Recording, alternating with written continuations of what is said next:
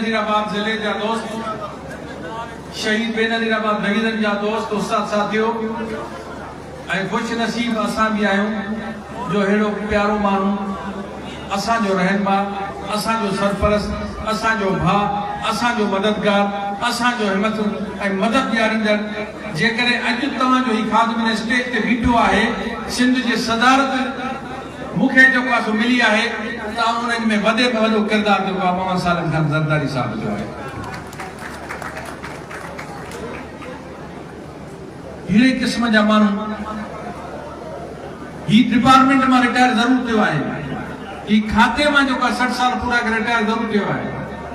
पर असांजे तव्हांजे दिलनि में अञा बि सालिम खान ज़रदारी आहे, उहो हुते आहे, उतां रिटायर न आहिनि थियो।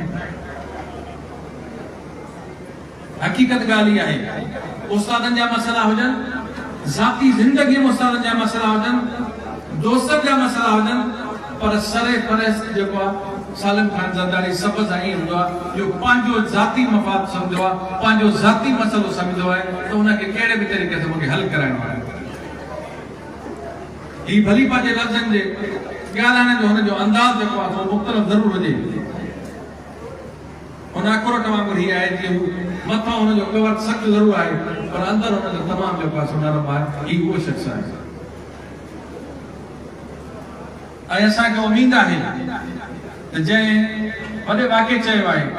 त ही खाते मां रिटायर ज़रूर थियो आहे,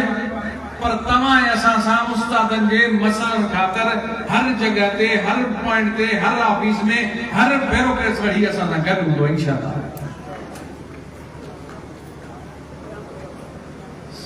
पेटल तंज़ीम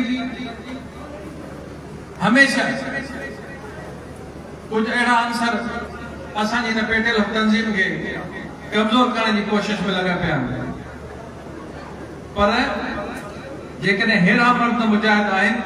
ऐं सम्झां थो त उन जूं हर साज़िशूं नाकाम थींदियूं। पेटल जे हवाले सां कुझु दोस्त मुख़्तलिफ़ प्रोपेगेंडा करे रहिया आहिनि। पहिरें ॾींहं खां इलेक्शन खां वठी हू जेको आहे फरार तख्तियार करे रहिया आहिनि, पर जॾहिं हुननि ॾिठो त अक्सरियत जेका आहे ऐं सभु उस्ताद जेके आहिनि उहे असांजे इन्हनि अमल मां बेज़ार थी चुका आहिनि, त वरी हेॾे रुख कयनि, वरी सालिम खान साईं सां राब्ते करण जी कोशिशि कयूं। उहो तव्हांखे साईं इनडायरेक्ट ॿुधाए वियो आहे, पर उनजे बावजूद बि जॾहिं बि उस्तादनि जो मसइलो हल तरफ़ थियण वञे थो ऐं उहे माण्हू का न का साज़िश करे उस्तादनि जे मसइलनि में जेको आहे सो रुकावट बणजनि था, त हुन स्टेज ते मांखे ॿुधाइणु घुरां थो त हुन जूं हर रुकावटूं, हर प्लान जूं फेल कंदासीं। हिन वक़्तु असांजे प्राइमरी उस्तादनि जो मरण जीअण असांजो सर्विस स्ट्रक्चर आहे, अॼु वाइदो थो कयां त ही गुलाम सुमार तव्हांखे जेको सर्विस स्ट्रक्चर वठी ईंदो, जंहिंमें हर मुमकिन मदद जेको आहे शहीद बेनज़ीराबाद ज़िले जे दोस्तनि जी, पर सालिम खान ज़रदारी जी हूंदी।